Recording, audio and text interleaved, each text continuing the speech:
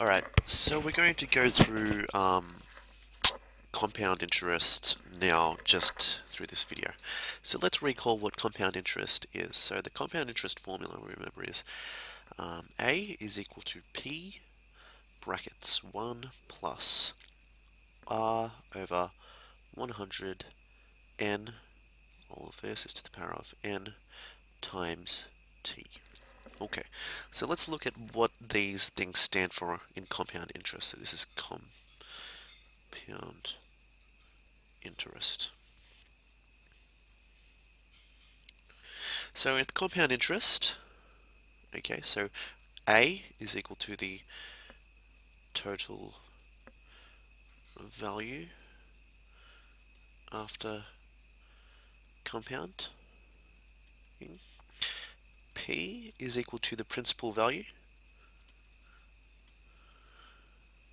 Okay, which means, for example, how much money they invested at first initially. 1 here, that's just a part of the equation. R, that's equal to the rate per annum in percent. If you look at the next one, N. So N is equal to the number of compounds per year, so per annum. And the last thing that we need to look at is the value T. So T in this case is the number of years money is invested. Okay, so that's what this all means here. So there's several other different ways of representing the compound interest formula, but I find that this is the most clear way of representing it if you just look at the variables, as you can see right here.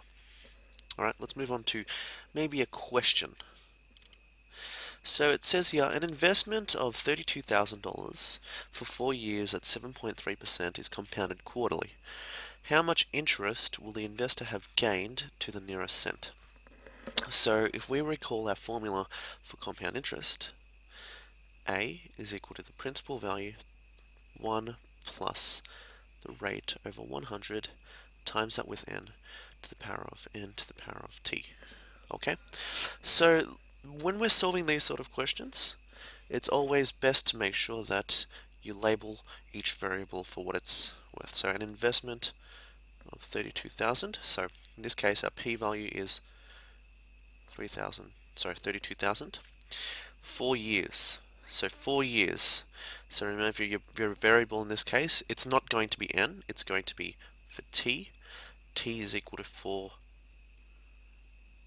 years. Okay, 7.3% per annum. So rate equals 7.3 and is compounded quarterly. So how many compounds happen in that year or the period? So in this case, n is equal to 4 because there's 4 compounds, because quarterly means it happens 4 times a year. How much interest will the investor have gained? Alright, so firstly what we're going to do is we're going to work out the total value. So we're going to plug all these variables in. So this becomes A is equal to 32,000 times 1 plus the rate is, messed it up here, 7.3 over 100 times 4, all of that to the power of n times t, so that's 4 times 4. Okay, so what we should end up with is A is equal to 32,000, 1 plus 7.3 over 400 to the power of 16. Now if you just chuck this bit into the calculator, what you'll get is A, let me just quickly chuck this into my calculator, so 7.3 divided by 400 plus 1 to the power of 16, then times that by 32,000. So our total in this case, our total n value will be will be $42,738.64. All right. Now, be careful with this sort of question, is because the question's asking for how much interest. Okay, how much interest will be earned.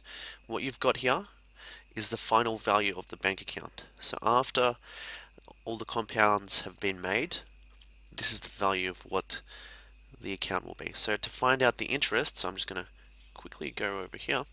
So interest, the amount of interest that they gain is equal to the final bank account take away the initial bank account value. So what we have is 42,738 and 64 cents take away $32,000. So in this case, our total value should be $10,738.64. Okay, so this is how much interest they've earned, and this is the final bank account, so final value, and this is the interest. Okay, so hopefully that short clip was helpful.